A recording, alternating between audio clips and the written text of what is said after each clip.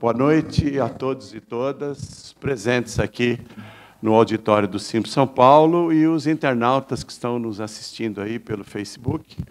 Eu estava dizendo aqui para o nosso convidado, temos a honra de receber o sociólogo, professor Gessé de Souza, que novamente nos deu a honra de aceitar o convite e estar aqui conosco às vésperas da eleição.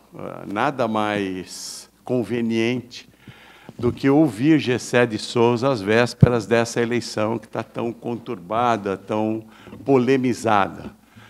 A única coisa que nós aqui da organização do Simpro São Paulo nos esquecemos é que no dia 4 é o dia do debate da Globo. Então, a audiência do Facebook é muito maior do que a audiência presente. Agradeço a todos os colegas, companheiros, professores e professoras aqui presentes. Como eu disse, é uma enorme honra termos o Gessé. O Gessé nos deu a honra também de fazer uma entrevista na TV FEPESP, e o Gessé é o campeão de audiência da TV FEPESP. Ele tem mais de 200 mil, o vídeo dele tem mais de 200 mil visualizações e continua sendo visto. Gessé, se você me permite, eu fiz aqui o seu currículo é enorme, eu fiz um breve resumo do seu currículo.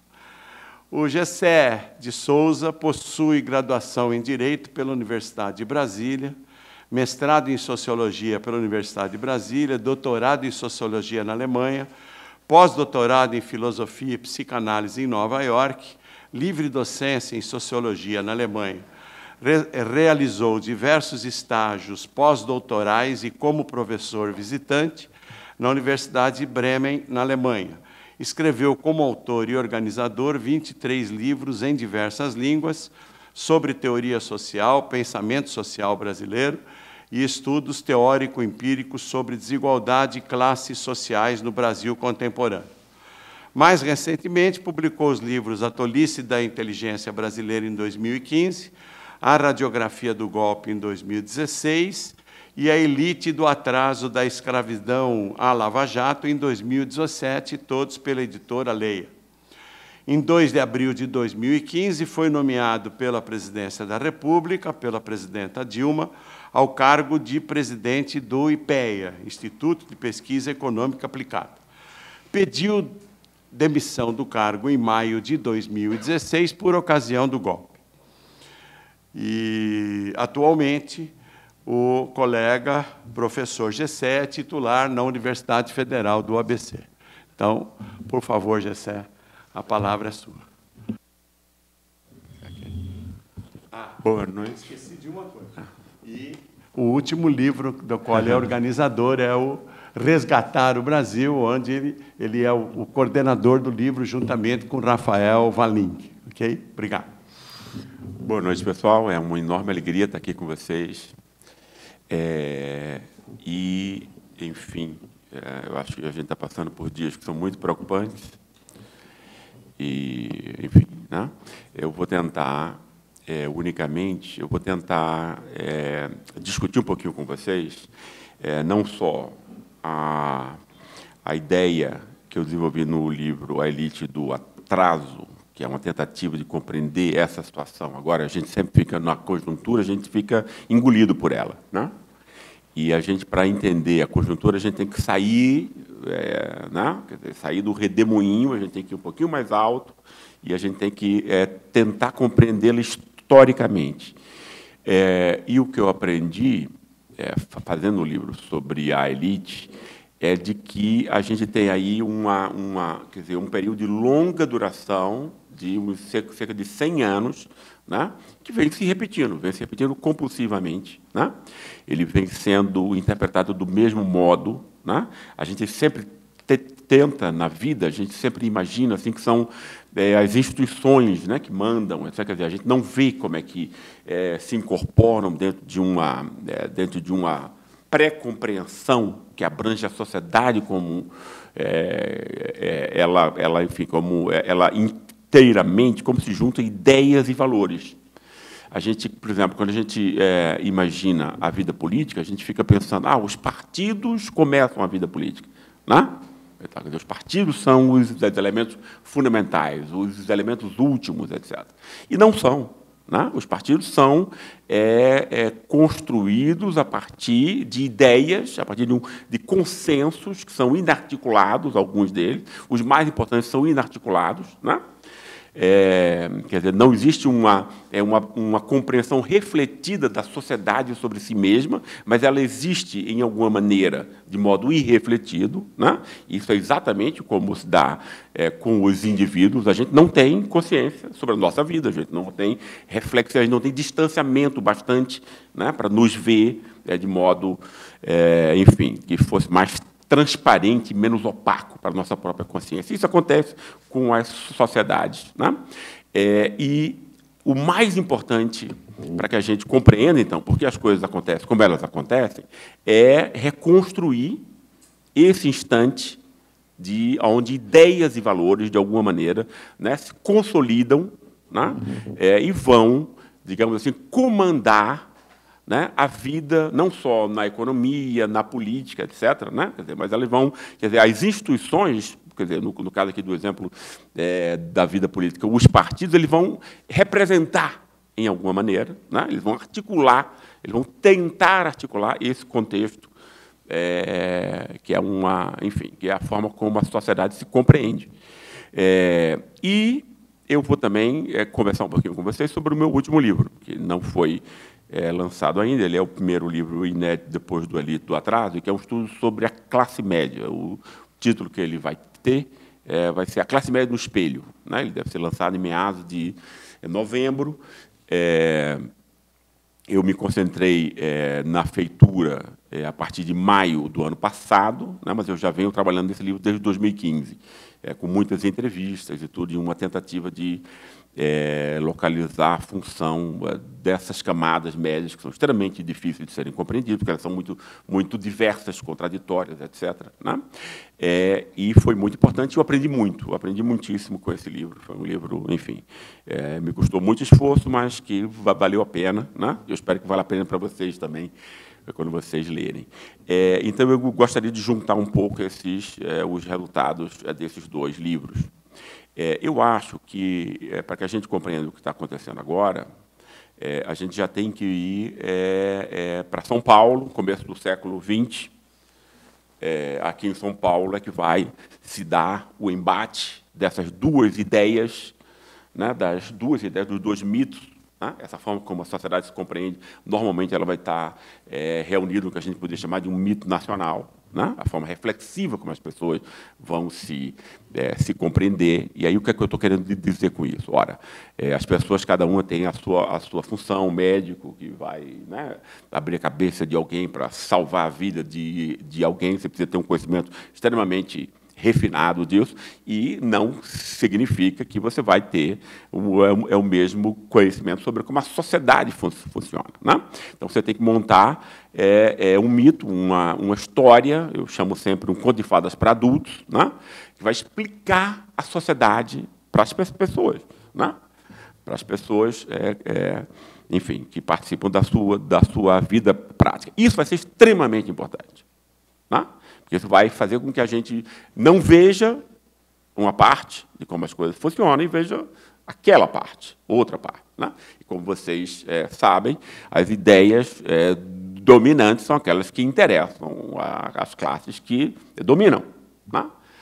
Isso foi extremamente bem articulado, digamos assim, aqui em São Paulo, a partir do início, na década de 20 e 30, né? E essa ideia se tornou hegemônica e ela está na base de todas as conjunturas que a gente tem repetiram compulsivamente durante os últimos 100 anos. Né?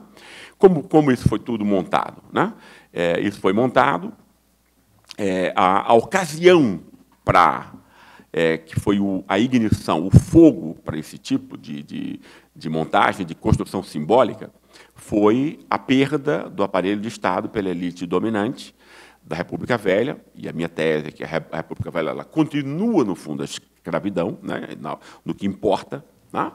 As pessoas não vão ser separadas mais na maternidade por uma sendo negra, escrava, outra branca, senhor, mas existem outras formas, né? Formas que vão ser ligadas ao capitalismo, de como ele vai ser construído entre nós, que vai criar um contingente de pessoas com trabalho desqualificado, semi-qualificado, obrigadas a vender a energia muscular, que era exatamente o caso dos escravos anteriormente, né? Isso é montado agora sob uma forma moderna, digamos assim, invisível, etc., a partir do sistema escolar, né?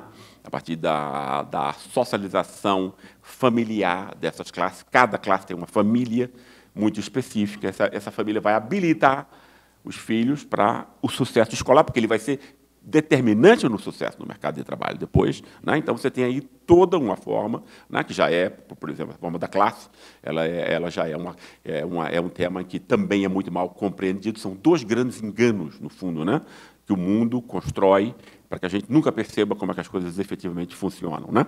Essa ideia de que o indivíduo é o centro das coisas, essa mentira liberal, etc., né? Então, você diz assim, o cara, quer dizer, aí você define, para que você elimine qualquer função da noção de classe, você diz que a classe é renda, né? Então, você cria, sim, mas como é que alguém ganha 1 milhão, outro ganha R$1.000? O que é principal não é construído, que é exatamente essa reprodução de privilégios, né, que vai habilitar com que alguns ganhem muito e outros nada e tal. Classe é essa socialização familiar, tal, né, que vai habilitar que você tenha capacidade de pensamento abstrato, capacidade de concentração e tudo. Os pais transferem isso aos filhos de um modo invisível, né? Porque nós somos construídos emotivamente por essas instituições. A escola, depois, quer dizer, com 5 anos, você já vai ter umas classes chegando como perdedoras e outras como vencedoras dentro dessa forma. E aí que vai separar senhores e escravos, da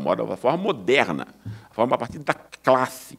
Ainda que a raça vai ser extremamente importante, porque ela vai estar amalgamada à classe, ela vai ser o impacto do desprezo, da humilhação, do prazer sádico que é transportado da escravidão e do ódio ao escravo para o ódio ao pobre, e o pobre é majoritariamente negro, mestiço, etc., etc. Então, essas duas coisas estão amalgamadas, né? A gente só compreende como a escravidão se torna moderna, e ela continua no Brasil a partir se a gente compreende as novas formas de se produzir escravos. Não é isso? Né? Isso é diferente, por exemplo, de como funciona em países como França, Alemanha, etc., etc., né? Não tem nada a ver com a coisa vira-lata que a gente criou para a gente, de uma cultura que vem de Portugal, etc., coitado dos portugueses. Não tem nada a ver com o hospício que a gente montou aqui, né? Mas tem diferenças importantes, porque nesses países você não cria subgente, que não vão poder competir no mercado de trabalho competitivo, e o trabalho é a forma como a dignidade moderna é construída, né? No modo mais amplo de todos. Mas isso foi só um pé de página. O que é importante a gente compreender como vai se montar a partir de 1930, porque 1930 vai ser sobre vários motivos o nascimento do Brasil moderno, então, em termos da construção dessas ideias que vão ser a base de tudo que a gente pensa, né? E essas ideias se constroem exatamente a partir disso. Ou seja, a elite de São Paulo, que já era mais importante, ela já tinha indústrias, já tinha o agronegócio, o café, etc., né?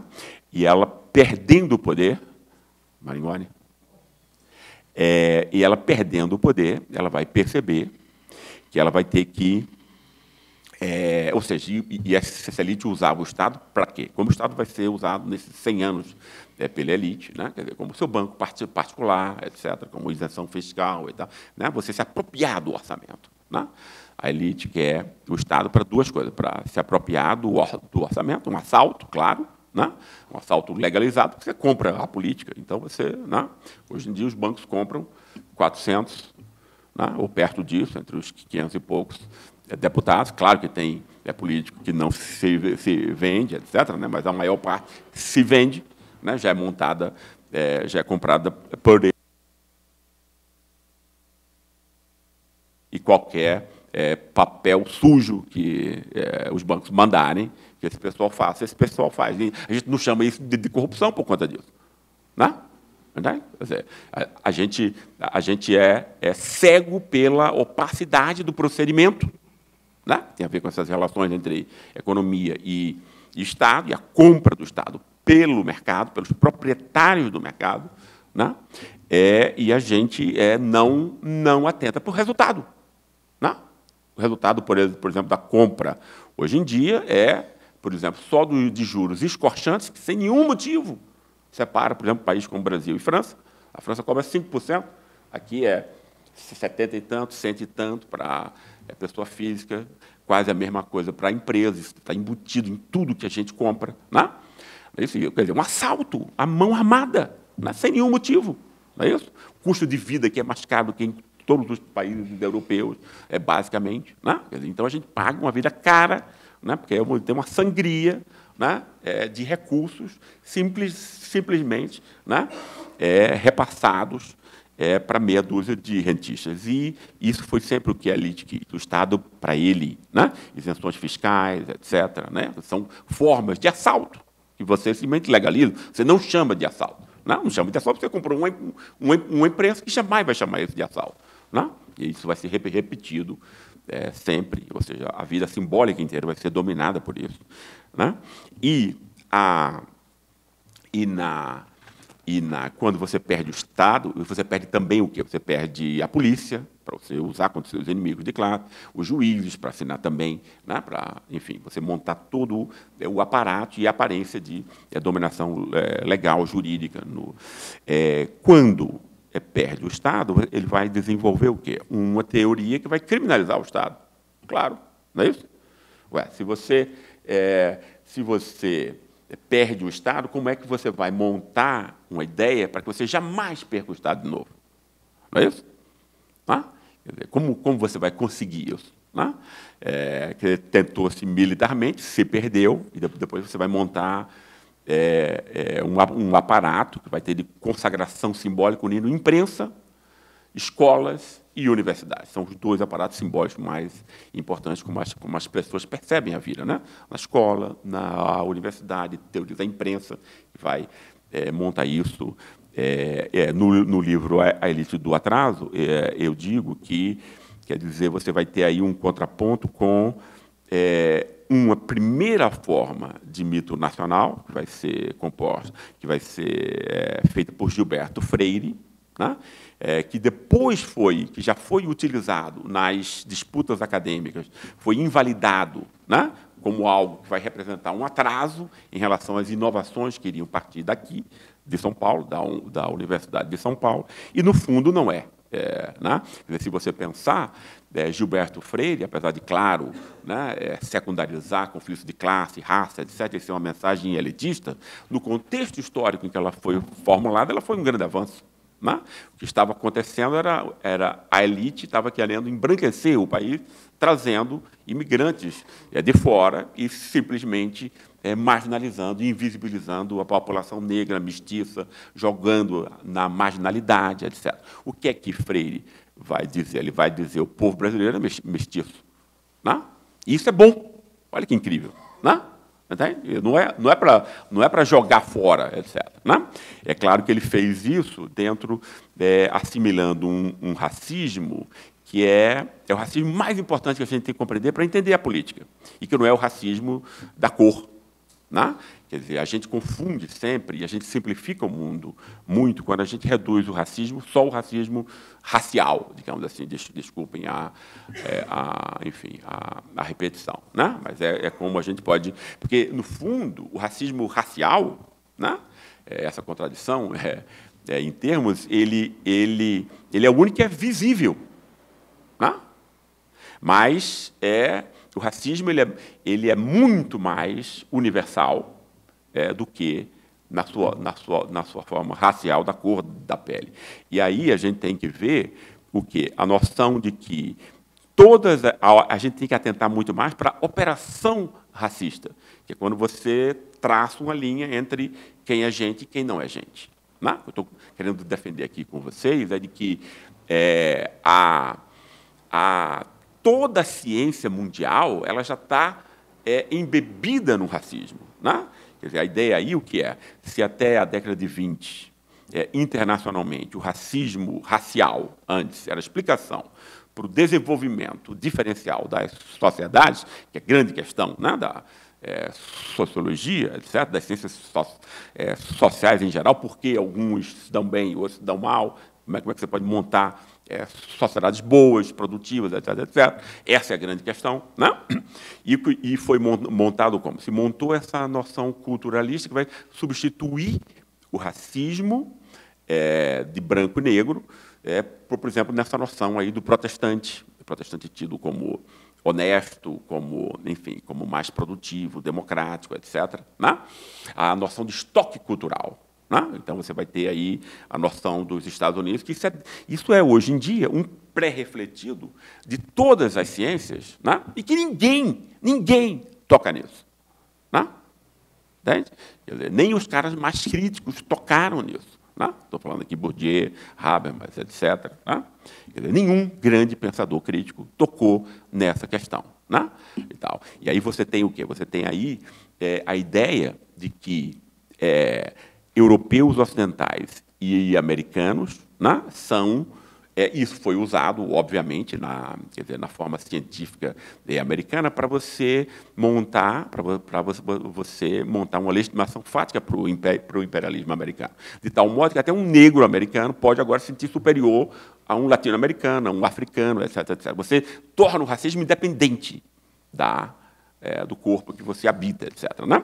Ele vai estar associado à noção de espírito, que vem do cristianismo, vem do protestantismo, etc., e que depois ele vai ser naturalizado em todas as instituições. Né? No fundo, todos nós somos protestantes hoje, porque nós obedecemos a disciplina protestante, que é o que importa. Isso está em toda escola, em toda indústria, né? Não faz diferença nenhuma ser um país protestante ou católico. Né?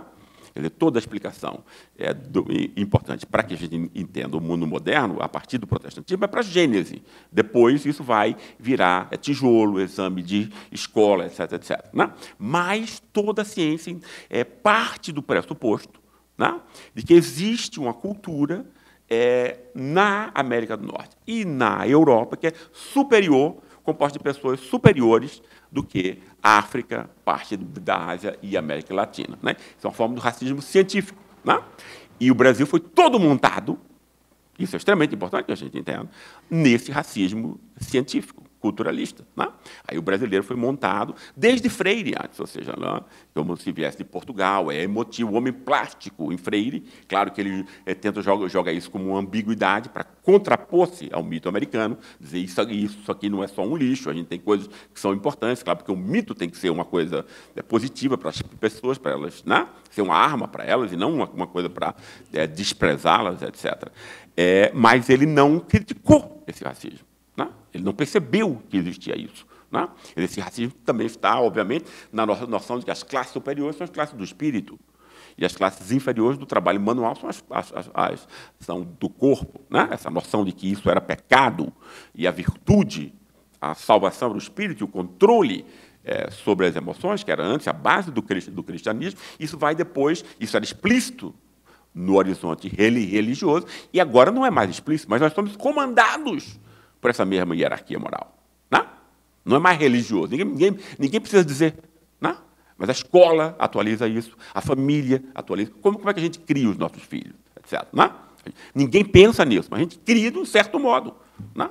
Né? Quer dizer, dizendo, olha, você tem que se disciplinar, você tem que estudar, vá dormir agora. E tal, entende? A gente já faz a disciplina que antes era invocada religiosamente. Nós somos produtos disso. Né?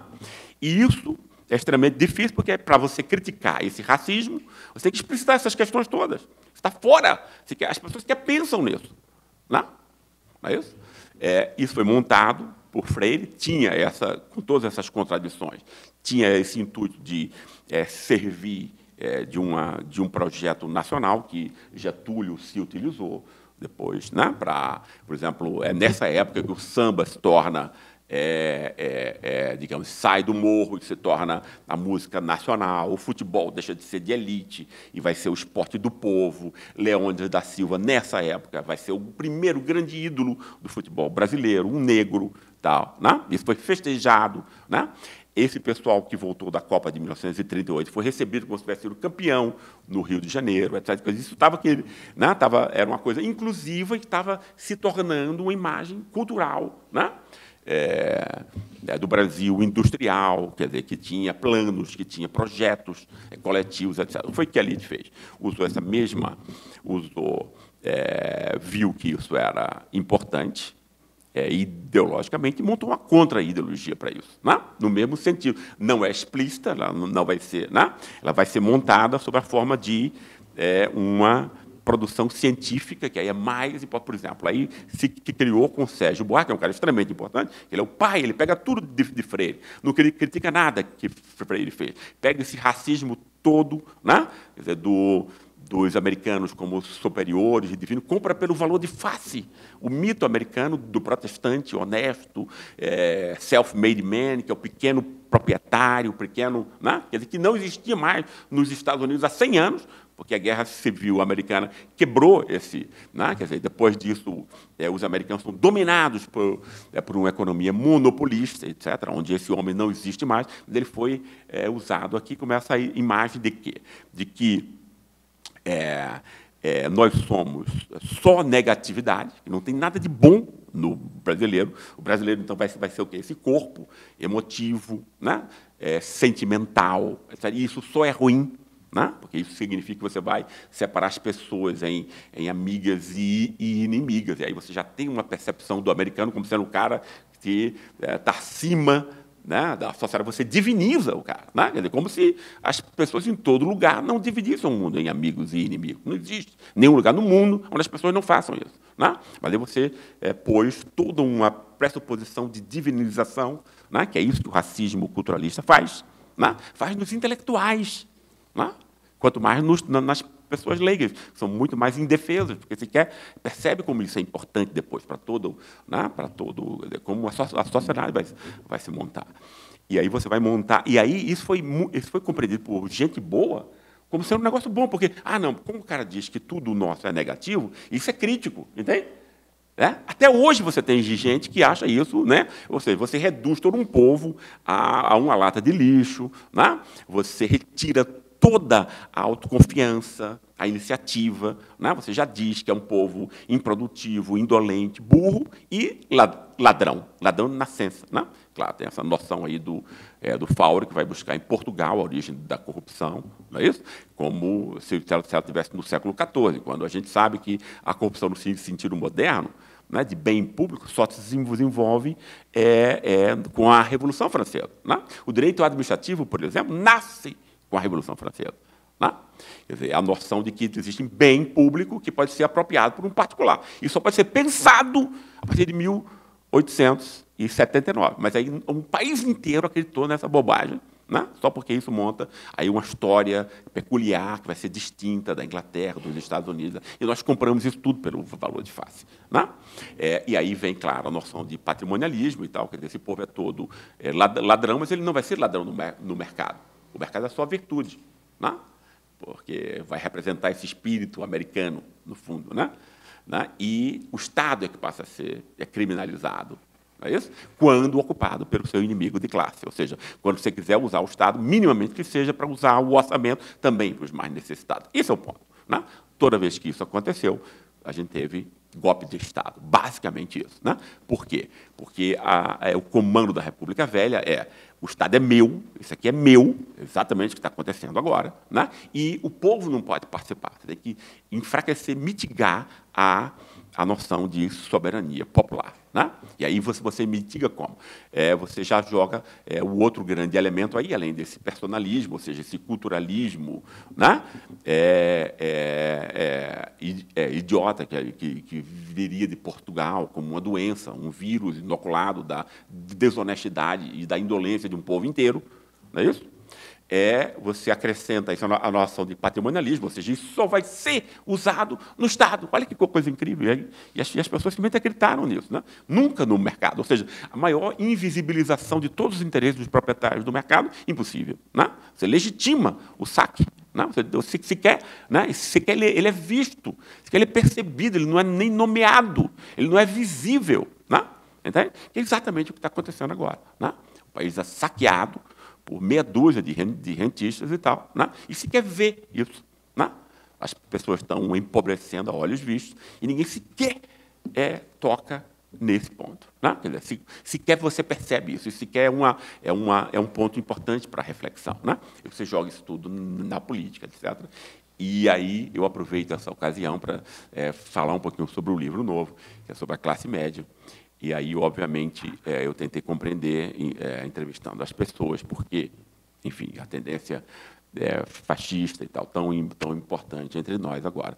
E aí quer dizer, você tem exatamente esse ponto, né? Você tem um ponto de que as pessoas empobreceram, né? O país ficou todo mais pobre, né? Por exemplo, eu fui entrevistar um ex-engenheiro no Rio de Janeiro, ex-engenheiro da Petrobras, tinha virado motorista de Uber, né? Ele disse assim, não, mas não, eu e mais 6 colegas meus, na mesma situação. Todos perderam o emprego, né?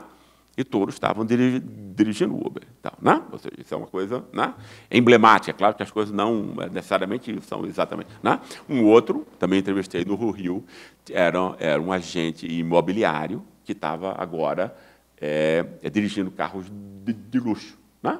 Entende? Quer dizer, pessoas que eram o quê? Socializadas no mercado. Né? Entende? Aí você tem ainda o espírito da época, que é o capitalismo financeiro. Né? O grande ponto do capitalismo financeiro é que ele não é só uma forma econômica, uma nova forma de acumulação, né? Ou seja, mais rápida, né? Rapidez na acumulação é o dado mais importante, né? E é o controle da força de trabalho de forma invisível, né? E você isola o indivíduo de todos os seus vínculos sociais para torná-lo, né, completamente subjugado, né? Então, você, claro, a perseguição a sindicatos, partidos, toda forma de associação vem daí. Né? Aí você, a empresa passa a ser o único lugar onde você pode ter, enfim, ter associação, etc. Então, você pegou todo o tema você primeiro divide as classes populares, né?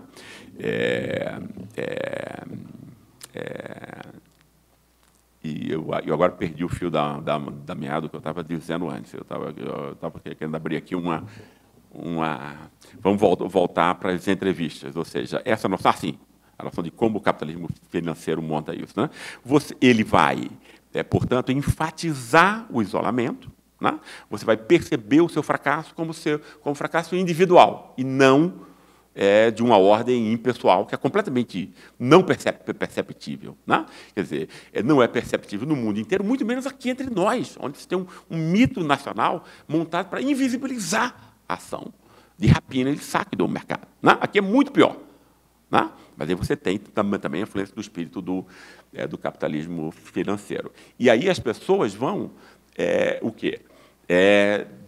Quer dizer, se ponha, né? Porque é extremamente importante a gente, senão a gente não compreende ninguém, nem o comportamento de ninguém. A gente tem que se pôr no lugar da pessoa. Né? Você imagina alguém que não tem a menor ideia de como funciona a sociedade, porque ele é roubado. Ele não vê isso. Né? Ele é roubado por meia dúzia, mas ele não tem nenhuma noção disso. Ele acha que o seu fracasso é um fracasso pessoal. Né? Quem percebe o seu fracasso como pessoal, a alternativa que você tem aí é o suicídio, a depressão. Né? Claro, né? Você desvaloriza, você joga, né? Quer dizer, a sua frustração se transforma em agressividade dirigida contra você mesmo. Né? Que é o que acontece muitas vezes com os pobres. Né? Termina no crack, o alcoolismo, etc. São formas de você lidar, né, paradigmaticamente com esse tipo de frustração que você não consegue compreender e que você joga contra você mesmo. Né? Aí, então, você tem o quê? Entre nós, um empobrecimento do país, em grandes proporções, massas sem nenhuma percepção de por que isso aconteceu. Né? E aí você tem o quê? Todo o interesse em desviar aquela sua agressividade que você iria dirigir-se contra você mesmo num objeto externo, desde que socialmente aceitável. Né? E aí você montou o antipetismo, por exemplo, né? Em torno dessa como uma nova adaptação, né? De uma história que já está funcionando aí há 100 anos, já está na cabeça de todo mundo, já está em todas as teorias que a gente aprende na universidade, que a gente entra com 5 anos na escola, acreditando nisso, etc. Né? As crianças de São Paulo são mais indefesas ainda, porque ainda contar dessa história da Revolução de 32, como se fosse democrática, no fundo é uma coisa de você pegar o tipo de dominação mais elitista, mais absurdo, e as crianças indefesas aprendem isso. Né? Ou seja, então a gente já está acostumado a perceber esses temas que vêm aí há 100 anos, né? E tal, né? Quer dizer, por exemplo, a noção de populismo, né? Foi o que eu esqueci de tocar antes. Quer dizer, você tem aí a questão do personalismo, ou seja, essa inferioridade do brasileiro, como se alguém fosse impessoal, né? Como se tivesse um povo impessoal, divino, que fosse um Deus que se sobrepusesse sobre afetos e sentimentos, uma loucura, né? Mas a gente acredita nisso. Né? Porque isso foi ensinado por professores, pais, pessoas que a gente ama, aí adquire o caráter de sagrado. Né? Você nunca, ninguém nunca perguntou, quer dizer, imagine isso, um povo inteiro, 200 milhões, pessoas muito inteligentes, né? Jamais perguntaram as questões mais óbvias. Né? Olha, mas isso não era corrupção, nenhum português no século XIV iria achar isso corrupção. Isso era do rei mesmo, o rei mandava, a terra era dele e tal, ninguém tinha dúvida disso. Né? Entende? As questões mais óbvias não são perguntadas, de tão naturalizadas, né? de tão sufocados por esse tipo de interpretação do mundo nós somos. A questão mais óbvia, por que, então, se é um povo de ladrões, só se manifesta no Estado e nunca no mercado? Quer dizer, ninguém nunca perguntou isso. Entende? Percebe? É tão naturalizado. Né? E o outro ponto, a noção de populismo, né? Que é a mais má de todas, né? Porque que diz o quê? Que vai ser, isso foi inventado inclusive pela esquerda, o que é incrível, quer dizer, esquerda entre aspas, né? Você vai dizer esse movimento influenciado pelas teses do Gino Germani, né? De interpretação dos fenômenos de massa, de política de massa na América Latina, a partir dessa migração do campo para a cidade. Né, de pessoas que já estavam habituadas no campo a noções de obediência e tal, que são agora arregimentadas na cidade, né, por líderes, né, que vão o quê? Que vão manipular essas pessoas que não foram à universidade, a escola que ensina essas bobagens para a gente, portanto, elas não são inteligentes, né? Elas são manipuláveis e, obviamente, o que você está pondo aí nessa ideia é que quem é o líder dessa classe são sempre manipuladores. Claro, essas classes são percebidas como manipuláveis, né? Quem as lidera, obviamente, são, no mesmo ato, na mesma ideia, pensadas como manipuladores. Né? Então, você já cria o quê? Uma estigmatização, né, da história de um país inteiro, da ação política, do Estado, da soberania popular, e você ainda retira, né, e aí você ainda mitiga, você reduz as classes populares à infantilidade, o que já estigmatiza e mitiga também a noção de soberania popular e facilita todo tipo de estado de exceção e de golpe de Estado. Né? Então, sem que a gente perceba, as ideias que a gente está... Porque a esquerda foi completamente manipulada por essas ideias também. Né? Entende? Se a gente pensar mesmo assim, porque o golpe não aconteceu antes. E tal, né? Porque você jogou, não tem nenhuma consciência a partir dessas ideias que estão na cabeça de cada um de nós, entende? Que tornam o nosso comportamento errático, hesitante, etc. Né? E essas ideias agora elas estão só se repetindo nessa conjuntura. Né? Não é isso? Quer dizer, num grau de opacidade ainda maior, né? Com muito maior controle da imprensa, né? Como a gente está vendo acontecer, etc. E um povo completamente indefeso. Né? Indefeso. Né? Cognitivamente indefeso. Está sendo espoliado, não é isso? De uma forma como nunca foi. Né? Mas como você explica isso? E sem que você explique o mundo, você não se assenhora do seu comportamento. Né? Aí você fica o quê? Você é utilizado do mesmo modo como essa história já compulsivamente se repete há 100 anos entre nós, né? Sem nenhuma distinção importante. Né? Quer dizer, as figuras, né? Entende? São até trágico a semelhança. Né? Getúlio, Lula, né? Carlos Lacerda, as outras coisas que a gente sabe, Lava Jato, etc., coisa assim. Né? Se você jogar a coisa dentro de uma... Né? Elas são exatamente a mesma coisa. Uma compulsão à repetição. Né? Literalmente um povo que não aprendeu coisa nenhuma. Não é isso? Né? Entende? E é desesperador, porque eu vivi num país como a Alemanha, onde a Alemanha tinha uma estrutura autoritária extremamente importante. Não é só Hitler. Hitler é produto de quê? Prússia, uma sociedade completamente militarizada, baseada na obediência, né? Os pensadores, poetas, a alta intelectualidade alemã era distante do povo, não havia nenhuma forma de comunicação, um povo que não tinha, né? Você tinha os maiores poetas, pensadores, músicos e tudo, mas não tinha nenhuma penetração popular, né? Meramente a noção de obediência, o culto ao soldado, né? Uma sociedade percebida como militarizada, etc. Isso, obviamente, foi associado a outros elementos no fascismo, né? Mas o fascismo apenas aprofundou uma coisa que já tinha, né? E aí, num país como a Alemanha, eu vi o quê? Você pode criticar isso, né?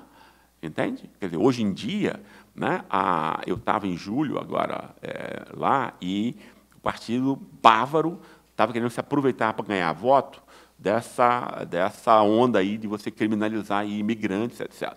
Né? Entende? E aí, isso foi... E aí, nessa hora, você já nota que em todas as TVs públicas começa a pipocar. Já tinha muito, mas já começa a pipocar tudo sobre Segunda Guerra, tudo sobre fascismo. É uma completa. Né? Quer dizer, os alemães são completamente marcados pela experiência do fascismo. Não existe nenhuma outra coisa mais importante para essa geração que, no fundo, acusou os pais. Né? Entende? Né? Entende? Quer dizer, e a gente é escravocrata, repete a escravidão, sequer sabe disso. Né? A gente é como se nós fôssemos interpretados por uma coisa absolutamente esquizofrênica, como se a forma do Estado fosse mais importante do que essas coisas todas, quando, obviamente, a forma do Estado é uma resultante disso. Né? Ou seja, a gente é roubado na nossa inteligência e sequer a gente compreende o que é o tipo de inimigo gigante que a gente está enfrentando. Né? E aí isso é que dá esse pânico e do que está acontecendo agora. E tal, né? Quer dizer, você tem aí uma parte das classes populares completamente indefesas na explicação disso, né? E, a partir de um sentimento neoliberal de se interpretar como a fonte de toda forma de fracasso ou sucesso, né? E, portanto, como joguete, né? De todas as forças que possam construir inimigos imaginários para que ele possa o quê? Porque isso é que todos nós fazemos para nos proteger, né? Entende? Um objeto externo onde você possa jogar, pelo amor de Deus. Né? Isso que eu não consigo ficar em mim mesmo sem que eu não me autoagredisse, sem que eu não me deprimisse, não me desvalorizasse. Né? Como é que eu posso exportar isso para alguém? Né? Não é isso? Então, você já tem aí sempre o quê? O Estado, não é isso? Especialmente os partidos ligados aos pobres, às classes populares. Claro, o populismo, o patrimonialismo, um povo de ladrão, etc. São as mesmas ideias, né? Que está na nossa cabeça, embora a gente não reflita e não perceba que está nos conduzindo, mas essas ideias conduzem o nosso comportamento de modo tão importante quanto dinheiro, quanto poder, quanto outras coisas pragmáticas para a vida prática, etc. Né? Nós somos dominados por essas ideias. Né? E mais dominados ainda, quanto menos consciência a gente tenha delas. Então, né? Elas estão só se repetindo mais uma vez, né? Para o nosso pânico. Né? Tem muita entrevista legal nesse livro sobre a classe média. Muita entrevista legal. Né? Um CEO de um banco dizendo como ele compra o mundo. Né? Um cinismo típico tem coisas assim que são muito legais. Assim, né? Eu gostei muito desse livro. Eu ia ficar muito contente se vocês lessem. Acho que é um material importante e muito numa linguagem acessível e, ao mesmo tempo, com a coisa das entrevistas, da vida, porque isso né? Eu achei que, enfim, que isso dá enfim, a única coisa que a gente pode desejar num instante desse é, ao menos, estar minimamente compreendendo, né? Embora você não tenha nenhuma força para interferir nisso e tal, mas ao menos a gente tem que tentar, né, no desespero, compreender, né? Obrigado.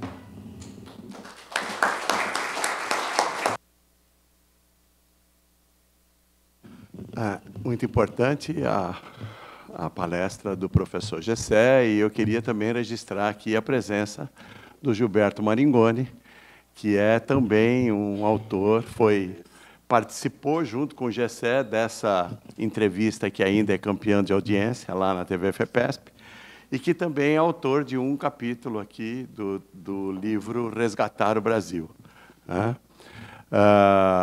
Eu agora abro a palavra para os nossos queridos participantes, para que a gente possa estabelecer um diálogo com o Gessé. São 20h23, nós poderíamos, então, termos um diálogo, um bate-papo até às 21h, para que dê tempo para todo mundo também assistir o debate dos presidenciáveis que vai acontecer hoje à noite. Professor Ailton, William, você tem o microfone? Hein? Com quem está? Cláudia. A Cláudia.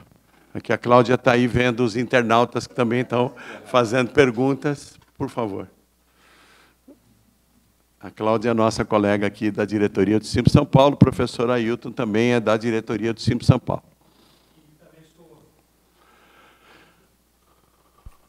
Também sou professor de escola pública na periferia de São Paulo, e a gente fica observando alguns fenômenos que ocorrem justamente numa classe média, vamos dizer, emergente nos últimos anos, né? E que não conseguiu se solidificar enquanto classe média por tudo isso aí que você falou. Aliás, parabéns pela sua explanação. São tantas coisas que você levantou, Gessé, que a gente precisaria de muitas horas de debate aqui para levantar e se aprofundar nelas, não é essa a nossa intenção. Mas uma me preocupa em especial, que você falou, que é a questão da ideologia, né? De como que essa ideologia dominante se estabeleceu no Brasil desde a nossa herança ibérica. Caio Prado falou sobre isso, Gilberto Freire falou sobre isso, né? E quando você tocou na questão da religião, retomando o Weber, essa questão da felicidade através do seu engrandecimento popular, solitário mesmo, né, o self-made man, que você colocou, e eu observo que lá na periferia a gente tem um embate muito intenso com essa ideologia dominante que é colocado nas igrejas neopentecostais. Qualquer esquina que você passa e escuta uma réstia de conversa, você observa as pessoas, na verdade, reproduzindo um discurso que ela ouve em algum lugar. E a gente sabe que, para ser convencido, você vai ter que ouvir alguém. E não existe lugar mais privilegiado para se ouvir e ser convencido do que numa comunidade, né? Infelizmente, a escola pública não conseguiu ocupar esse espaço. E agora, ainda com o ataque que está tendo as nossas posições, ela está cada dia mais difícil. Então, eu gostaria que você comentasse um pouco como que como que você vê essa questão ideológica que se coloca hoje, e ainda mais agravada pelas redes sociais, onde elas se proliferam de uma maneira viral, né? Parabéns pela sua fala, muito boa, e eu agradeço por ter te ouvido, tá bom? Fazer uma proposta, se houver 2 ou 3 intervenções, para que a gente faça um bloco e o Gessé responda. Um primeiro bloco. Professor, Cláudia.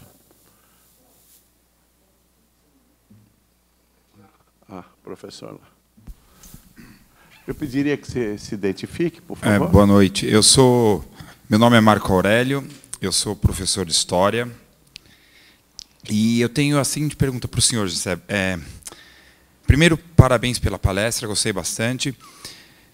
O professor André Singer, ele publicou alguns artigos dizendo que, fazendo uma análise das eleições, agora não me recordo direito, mas acho que desde a eleição de Collor, né?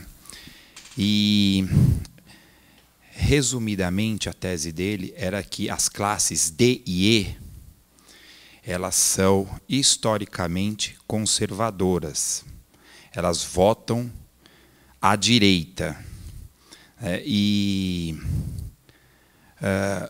O PT, né, especificamente, só ganhou nas classes D e E, se eu me recordo corretamente do artigo dele, da tese dele, em 2006, com o Lula, na reeleição do Lula, né? E eu gostaria de saber a sua opinião sobre esse conservadorismo das classes D e E. E eu gostaria também de saber se o senhor analisa ou tem a preocupação de analisar o papel, um pouco com essa ideia que você disse, né, das igrejas evangélicas como um foco do conservadorismo nas classes populares. Porque eu interpreto que é um foco de conservadorismo. Inclusive, agora, nós temos várias igrejas evangélicas, Sara Nossa Terra, o Edir Macedo, bem, hoje o Bolsonaro vai dar uma entrevista na Record, né? Apoiando o Bolsonaro, claramente. Então, a minha pergunta é essa, se o senhor concorda com essa tese do André Singer e se o senhor tem essa preocupação em analisar essas classes D e E também e o conservadorismo que está presente nessas classes. Obrigado. Mais alguém? Silvia? Cláudia? Por favor, Cláudia. Acho que vai um pouco nessa linha também. Professora Silvia, também diretora do sindicato. Diretora do sindicato e professora de geografia. Eu ouvi muitos autores e professores discutindo, inclusive nessa sala, de que o processo de inclusão de uma boa parte da sociedade, a partir do plano real, mas principalmente, né, a partir de 2003, ela não se fez acompanhar por um processo de politização que pudesse fazer com que essas camadas que passaram a ascender e até acesso a bens de consumo, elas se limitassem a reproduzir esses valores desse mito nacional do qual você falou. Queria que comentasse um pouco também sobre isso. A gente faz esse bloco de 3 e o Gessé comenta, por favor. Bem, antes de tudo, eu queria agradecer. As questões são muito interessantes, desafiadoras. Eu acho assim, se eu entendi bem, a tese do André Singer, que inclusive é uma tese muito inteligente, foi uma boa percepção, de que exatamente o PT tinha mudado esse padrão, né? Isso, realmente, os muito pobres no mundo inteiro são os mais conservadores. Tem uma expressão no sudeste da Ásia que diz que o camponês, né, o camponês asiático dos campos de arroz, né, ele diz assim, ele já está com a água aqui, né? Tipo assim, não mexe não, né? Não muda nada não, porque aí você entende, né? Quer dizer, assim que, quer dizer, veja como é interessante. Isso é uma crença em todo o sudeste asiático, quer dizer, é um dito, né? Que expressa bem esse conservadorismo, ou seja, você não pode mudar. Continue assim, eu já estou muito ruim, né? E eu não posso, e eu não tenho nenhuma esperança que as coisas possam melhorar, não é isso? Então, se ela, né, quer dizer, continuar, quer dizer, se mudar é para pior, né? Essa é a crença, claro, uma crença de um dia a dia que se comprova nisso, desse modo, o tempo todo.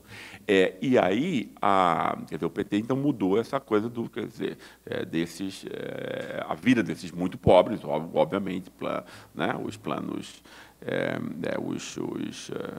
dizer, que eu acho que são das coisas mais importantes que foram montadas, né? Quer dizer, porque foi uma atenção ao marginalizado e tal, ao mais pobre e tal, mais miserável, quer dizer, o mais esquecido, o mais humilhado da história brasileira, né?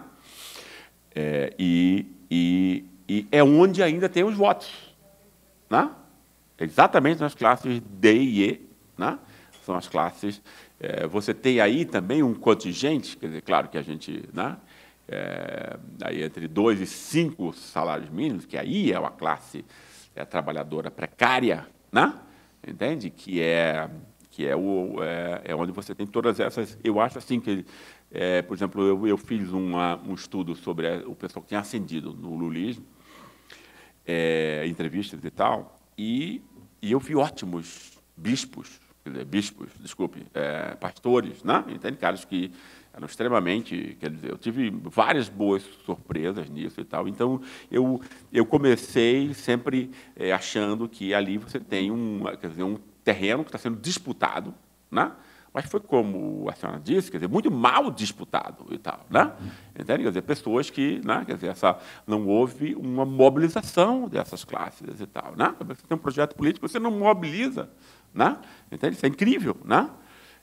E claro, e aí é isso que faz que a gente, quer dizer, os erros foram muitos e tal, e que tem a ver, obviamente, a minha tese com a dominação dessas ideias todas, né?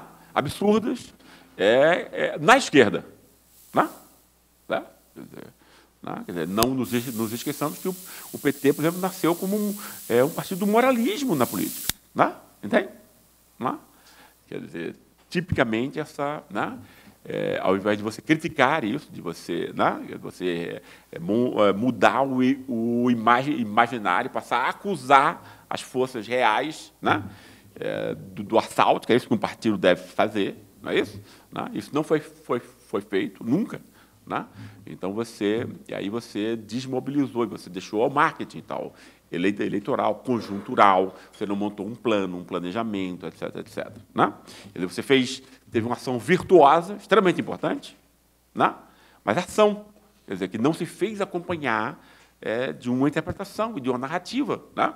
E, obviamente, é necessário isso. Né? As pessoas não vão, por alguma magia, né, compreender o mundo e saber que aquele tipo de vontade política é para o bem dela. Isso não é um dado. Tem que construir isso. Né? Isso é um trabalho, isso é um esforço. Né? E não houve isso. Né? A gente tem que dizer, tem que ser bem... quer dizer, e, obviamente, a gente está tendo também uma parte importante da desorientação de parte do eleitorado, precisamente por conta disso. Né? Você não criou uma narrativa. Né? Quer dizer, e era extremamente possível. Quer dizer, imagine, né? Você diz aos mais... Olha, primeiro a gente vai acabar com a miséria, depois a gente vai... Entende? Quer dizer, política é isso, tem que botar, né, narrativas, etc. Né? E aí o que foi que você fez? Não, chegamos à nova classe média, etc. Um negócio assim. Então, pronto, já chegamos onde tinha que chegar, se você não montou. Né? Olha, isso é uma luta, isso é uma briga. Né? Isso vai ter que ser, depois, uma escola, chance de coisas. Você tem que, aí você tem que ter um espaço de convencimento da sociedade como um todo também. E tal. Né? Entende? Quer dizer, nada disso foi cuidado, nada disso foi percebido como um tema importante, etc. Né? Entende? Quer dizer, então, acho que isso tudo soma, né, para as agruras que a gente está enfrentando agora. Né? Claro, obviamente, com todos os outros espaços aí de uso político, que está acontecendo de mídias, etc. E tal. Claro, agora você está no pior dos mundos, manipulando isso, né? Mas está manipulando uma coisa que... Né, que não foi cuidada, tal, não foi articulada, não foi, né, refletida e tal. Né? O público foi deixado indefeso. Tal, né? Eu acho que tem quer dizer, um erro da esquerda é sempre achar o seguinte: você vai montar um plano econômico mais alternativo, mais inclusivo. Né? Aí pronto, as pessoas de alguma maneira vão compreender como o mundo funciona. Não é assim. Né? Ninguém entende por magia, não é um negócio. Você tem que explicar, tem que explicitar. E tal, né? Entende? Né? Quer dizer, e eu acho que é exatamente o que está faltando. E agora, eu acho que, né, você tem pessoas aí que estão desorientadas, completamente desorientadas. Né? E aí atirando, né, para, claro, com uma quantidade de raiva, frustração, ansiedades rodando sem direção alguma, né? Entende? e pessoas dispostas a se aproveitar disso do pior modo possível, dizendo, não é, olha, vá nessa direção, porque aí você, né, você já está... Né, para onde vai o ressentimento, a frustração, a raiva? São essas as sensações predominantes. Né? Né? Em todo o contexto polarizado, né, pré-fascista, etc. Coisa assim, né? Nós temos uma pergunta de uma pessoa que está assistindo pelo Facebook, Gustavo La Sala. Ele pergunta um pouco em cima do que o senhor acabou de falar, né, sobre como seria possível fazer a inclusão social por meio da educação, e se existe alguma sugestão de projeto para o país nesse sentido. Eu acho que não existe coisa mais importante para um país como o Brasil do que educação e indústria. Não? Se você educar as pessoas e as pessoas não terem emprego, né? Não é isso? O modelo, obviamente, e Maringoni fez um belo texto no nosso livro exatamente sobre isso, né? Quer dizer, você monta uma estrutura exportadora agrária e tal, de repente funciona para Canadá, Austrália, etc., né? 20, 30 milhões, não é isso? Mas como é que você vai fazer com um país que tem 200 milhões? Né? A pessoa vai arrumar emprego aonde? Né? Se você sucateia a indústria, se você não tem nenhum projeto mais, né? Para isso, como é que... Né? Entende? Quer dizer, obviamente vai acontecer um empobrecimento, né? Maior ainda, etc. Né? Então, você tem que ter, obviamente, a escola, todo o país que resolveu a questão da educação, tinha uma escola única. Né? Não é isso? Você impõe uma escola única, né? Uma saúde única para todas as pessoas. É claro que assim a saúde melhora. Né? Entende? Né? Quer dizer, imagine, num país como a Alemanha, eu me meti em alguns, quer dizer, eu estava presente em alguns debates em que a pessoa fica dizendo assim, não, mas a gente não pode admitir que a nossa saúde se transforme numa saúde de duas classes. Né? Incrível, assim, você um brasileiro ouvindo um negócio desse, né? Entende? Onde você tem, 100 anos foi exatamente uma construção disso, né? Uma construção de ideias, né? Para que ficasse invisível de como é exercido o poder e por quem, não é isso? E depois você montou uma estrutura em que 20%, os belgas, né? Têm acesso à educação, quer dizer, é uma Bélgica, né? Tem acesso à educação de qualidade, tem bons empregos, saúde distinta, não é isso? Você tem um Congo, não é isso? Né? Explorado pela Bélgica, não é isso? Né? Onde você não tem nenhuma, onde você não tem nada, etc. Né? Ou seja, é a escravidão moderna, que você faz de outros modos, né? Com outros meios, etc. Né? E a escravidão jamais foi pensada. O único cara que tocou na escravidão do modo importante, como ela deve ser tocada, foi Joaquim Nabuco. Né? Ninguém mais. Né? Ninguém mais. Né? Entende? Né? É claro, quer dizer, Florestan tem um belo texto também da passagem, como eles entram como uma classe trabalhadora, mas ele também não percebe outras coisas, a continuidade disso, etc. Né? E tal. Quer dizer, a visão política do Joaquim Nabuco é atual hoje. Né? Então, você tem que ter uma outra libertação dos escravos, real, né? Onde ele seja incluído na escola. Então, o escravo foi dificultado o acesso à terra, antes, depois a educação. Né? Então, quer dizer, né? Você você construiu uma classe de pessoas que, né? Quer dizer, sem nenhuma chance para ser odiada, desprezada, etc. Né? Então, né?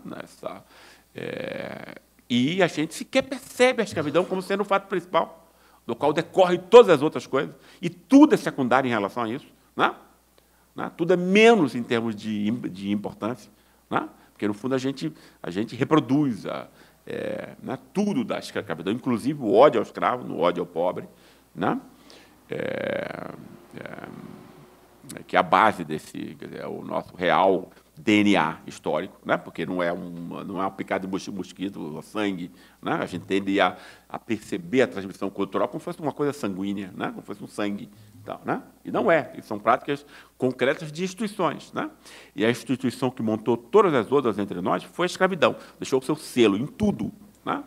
Um pouco isso é o que eu tento melhorar do que eu tinha feito na elite do atraso. Eu aludia isso na elite do atraso, montei um negócio, mas agora esse argumento fica enfim, acho que deu para fechá-lo melhor e tal nesse livro sobre a classe média, porque a classe média vai entrar nesse... Eu estudei a classe média historicamente entre nós, ela vai exatamente entrar nesse instante, né, de articulação com a elite e a construção, né, dessa barreira com a, por exemplo, como foi montada a classe média de pequenos proprietários entre nós e tal, né? Eles eram portugueses, brancos, tomavam o lugar dos nativos, né, porque já era branco, então já era, né, nas cidades litorâneas, menos em São Paulo, que aí foi o italiano, né? Quer dizer, e aí já montando uma, né, quer dizer, uma branquificação e um impedimento de ascensão das classes que estavam aqui, né, já montando essa articulação com a elite sempre e tal, né? Então a pequena burguesia jamais desempenhou aqui o papel que ela desempenhou no país como a França, por exemplo, né? Onde ela foi revolucionária em várias ocasiões, né? Não é? Por exemplo, né? Jamais desempenhou o papel que desempenhou nos Estados Unidos, por exemplo, né? Onde, num país que tem uma tradição de repressão às classes populares, a sindicatos, etc., igual ao do Brasil, nesse caso, né? Mas as lutas políticas americanas foram sempre da pequena burguesia contra a burguesia, né? Roosevelt vai ser um instante de, né, pela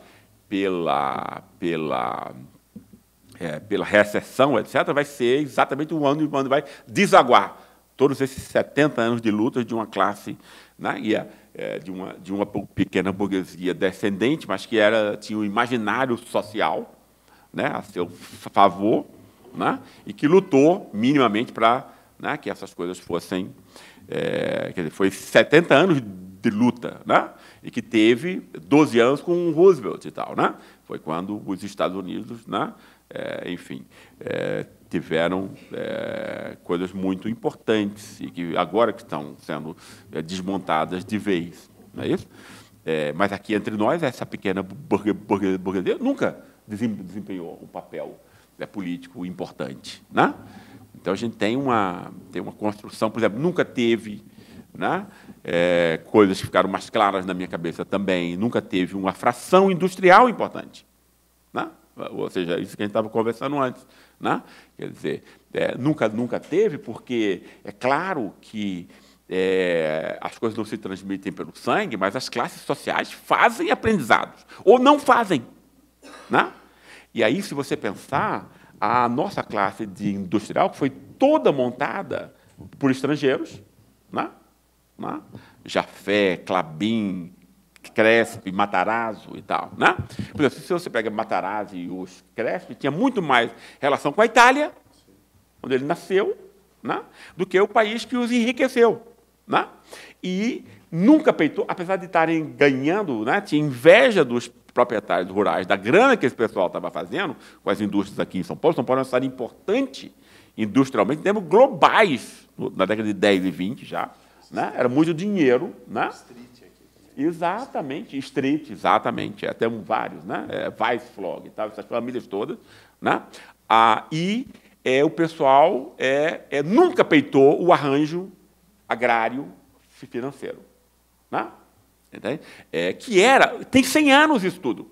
100 anos. É a mesma alta classe média que já lá, né, naquela época, era contra a indústria, né, que queria um câmbio anti-industrial para poder consumir manteiga dinamarquesa, carros Ford americanos, né, exatamente como hoje, apoiou, né? Quer dizer, se você pegar como foi, né, quer dizer, a classe média dominante, a alta classe média, porque eu também aprendi que muito importante entre nós é essa distinção vertical. A alta classe média é a massa da classe média. A massa da classe média, ela é dispa, ela é diferente entre si, né? Você tem uma parte dela que vai perceber que a intervenção estatal é a favor dela, né? Aí é o pessoal que vai para a ANL, que vai apoiar Getúlio, que vai dizer que e tal, né? E tem uma parte dessa massa da classe média, como está acontecendo agora, que é extremamente importante, né? Que tem receio da proletarização, isso mais do que qualquer outra coisa, né? Entende? E que vai ser vai ser, enfim, vai ser o palco perfeito para uma adesão fascista. Gente. Isso já tinha na década de 30. 500 mil para a Aniele, 500 mil para os integralistas. Né? A massa da classe média sempre foi dividida nesse aspecto e tal. Né? Não a alta classe média. Aí é muito difícil você encontrar alguém, né, que não seja ligado, ela é carnal com a elite, né, e a elite anti-industrial. Né? E aí a gente nunca teve nunca teve uma classe de industriais para industrializar.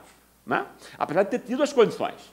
Né? Você tinha o dinheiro, você tinha acesso mas nunca, a fração industrial nunca reconstruiu a sociedade a sua imagem e semelhança, como em outros lugares. Né? Ou seja, né?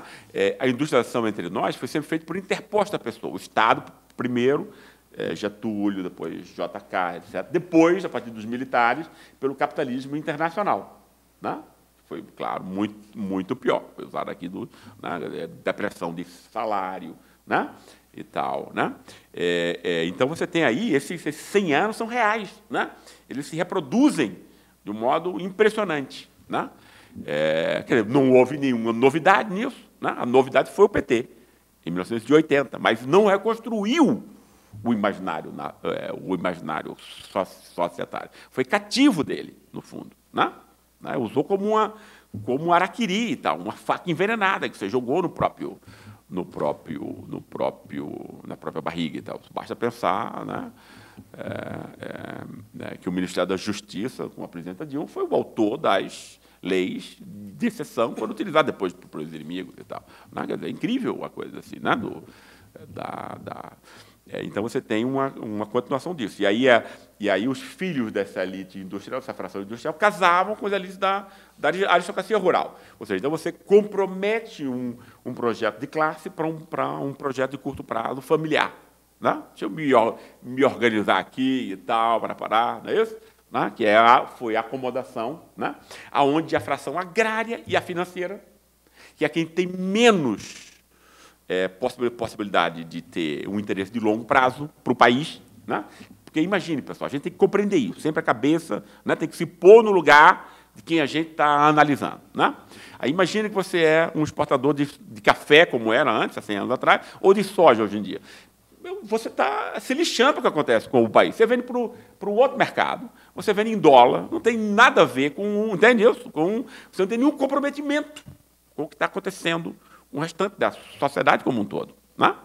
A finança é igualzinho. Né? Você explora aqui, hoje em dia, aí você vai para a Turquia, vai para a Rússia, então não tem nenhuma. Né? Deixa eu pegar aqui o que tem para petróleo, água e tal, terra, tudo. Né?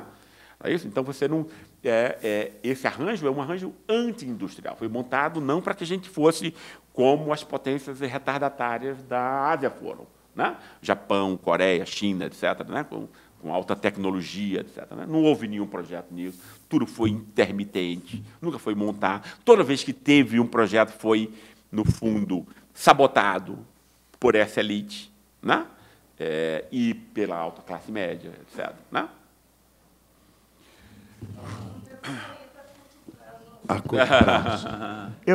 Eu vou pedir licença ao Gessé e aos colegas, amigos que estão presentes, e vou me aproveitar da presença do Gilberto Maringoni, assim como acontece com um artista que vai assistir a apresentação do outro artista. Né?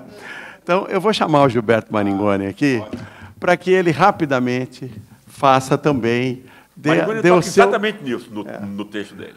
Deu o seu pitaco sobre essa questão, já com as eleições aí e tal, chegando, e para ele também dar aqui, ó, Maringoni, por favor, fica mais fácil aqui para você. Né? E a gente não pode perder a presença do professor Gilberto Maringoni, que também é professor da Universidade Federal do ABC. Maringoni. Boa noite a todas e todos. Eu quero ser bem rápido, porque o compromisso era encerrar às 9h, são 8h52, e todo mundo está ansioso pelo debate, ainda mais que acabou de sair o Datafolha, todo mundo viu? Não, o Datafolha deu 39 para o... 35. Não, 35 na estimulada. Porque eu tenho 39, Bolsonaro, 25... Ah, tá bom. Os válidos. Os válidos é o que importa. 39, Bolsonaro... Válido. 25 para o Bolsonaro deu um salto de 4 pontos, o Haddad deu de 2 pontos, subiu de 23 para 25, e o Ciro subiu 1. E aí eu sei que a soma de todos os outros é 51 contra 39. Quer dizer, o Bolsonaro teria que ter, para liquidar no primeiro turno, subir. Todos têm que cair. A diferença está em 12 pontos, está em 13 pontos, a diferença entre eles. Quer dizer, para ele ter 50% mais 1, teria que ser 13 pontos. Eu quero falar só isso rapidamente, porque eu fiquei aqui no meio, eu estava ansioso, ouvindo o Gessé e estava vendo a pesquisa, porque até domingo a gente tem uma tensão muito grande, que é aquele voto oculto, né? Aquele voto que não aparece na pesquisa, que a pessoa às vezes fica envergonhada em externar, que vai votar no Bolsonaro, dependendo do círculo social que acontece. Agora, isso parece que acabou, quer dizer, a classe média já descarregou. Eu espero que até domingo a vitória, para mim, é ter segundo turno. Porque o Bolsonaro, ele não apresenta, e aí eu quero aproveitar esse gancho para entrar muito rapidamente na questão do livro aqui, ele não apresenta um projeto de relações internacionais. Relações internacionais não é aquela tarefa atinente ao Itamaraty. As relações internacionais do país é o lugar do país no mundo. As relações internacionais do Brasil são feitas pela presidência da República. O presidente Lula, exerceu uma diplomacia presidencial muito grande. É feita pelo BNDES, que financia a inserção das empresas brasileiras no mundo, pelo Ministério da Indústria e Comércio, por setores da sociedade civil, especialmente o movimento sindical, que aqui no Mercosul sempre lutou pela uniformização, vocês sabem, das leis trabalhistas, e por uma série de órgãos governamentais, seja o Ministério da Cultura, seja outras áreas, não só da área econômica, mas da área social também. E quando a gente olha o projeto do Bolsonaro, eu não sei se vocês viram, parece o Bolsonaro falando, é uma coletânea de slides histéricos, em vermelho, preto e branco, com coisas muito simples. Nós não queremos relação com nenhuma ditadura, o Brasil não pode ser bolivariano, não vamos mais financiar Cuba.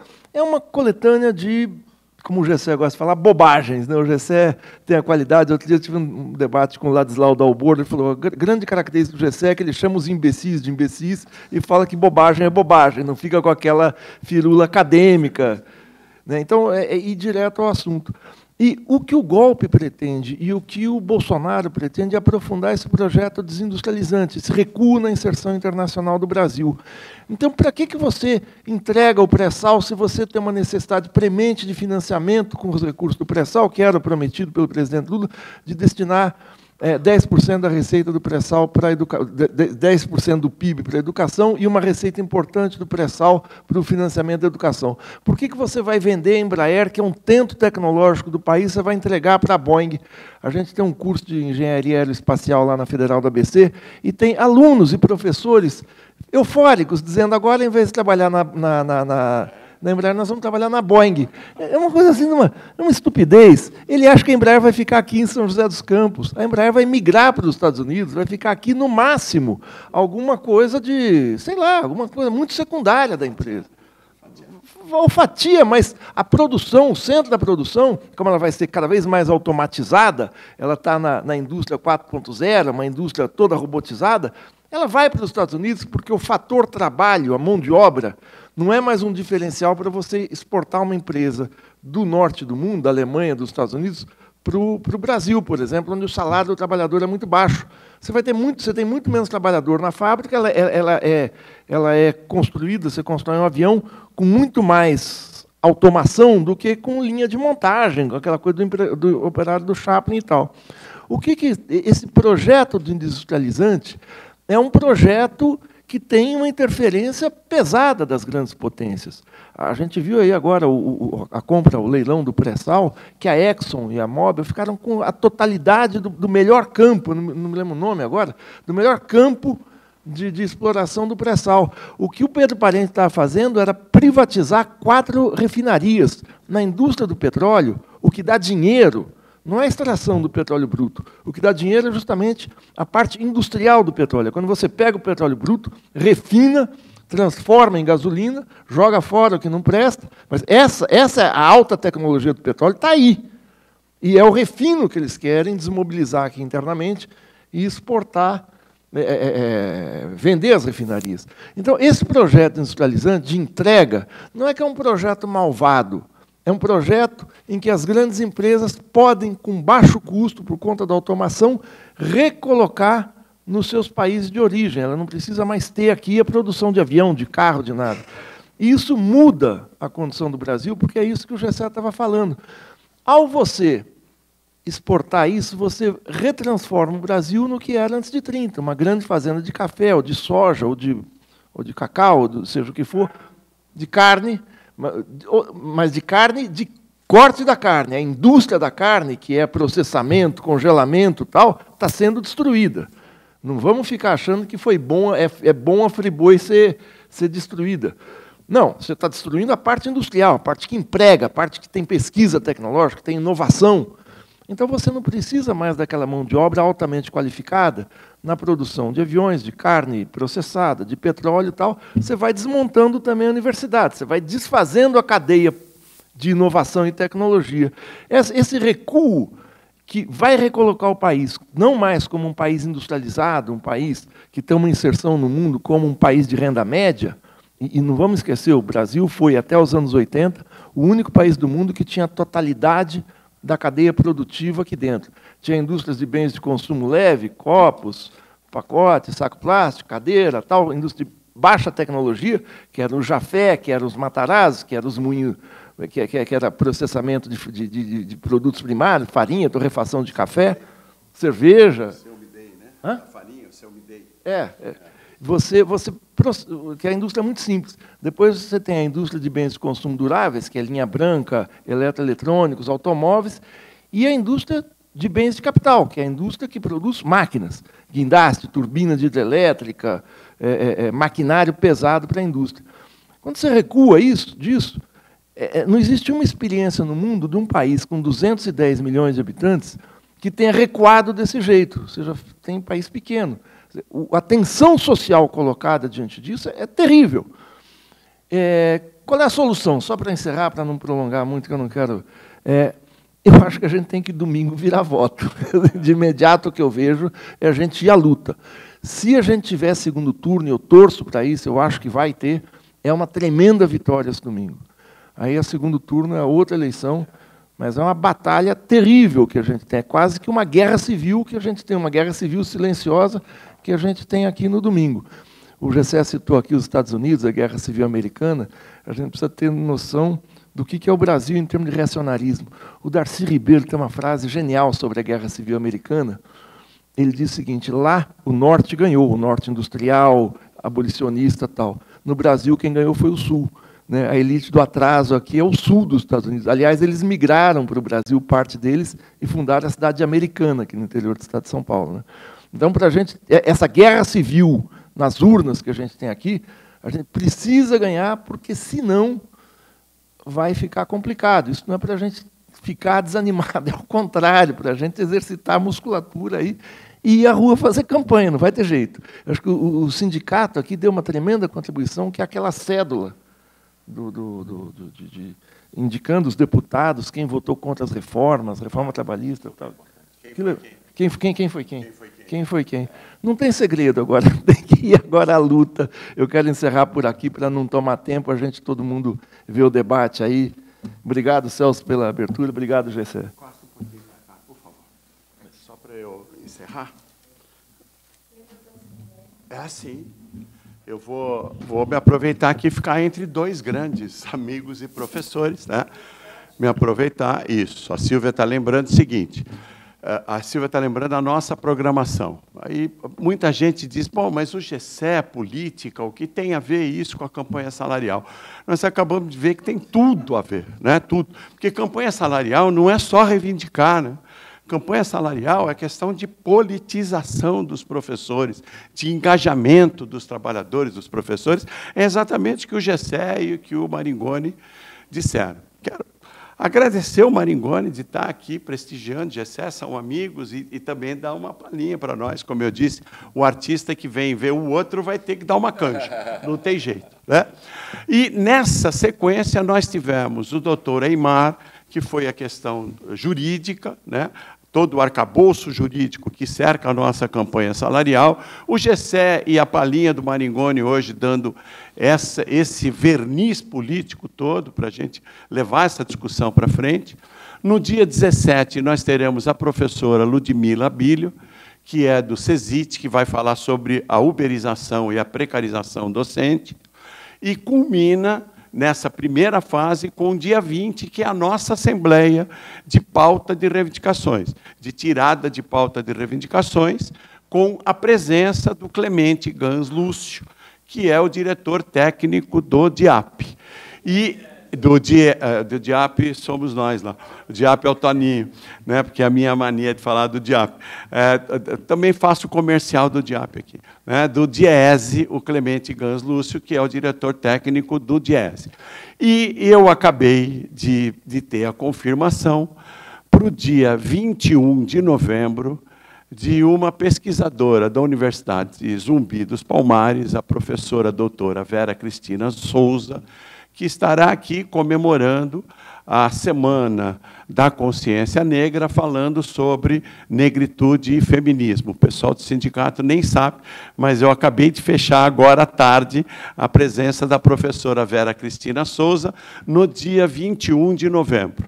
E faremos também tentaremos fazer outras atividades nesse sentido para nós nos prepararmos, nos politizarmos e nos prepararmos de maneira convincente para a campanha salarial, porque a gente viu esse ano que a situação não é fácil, né?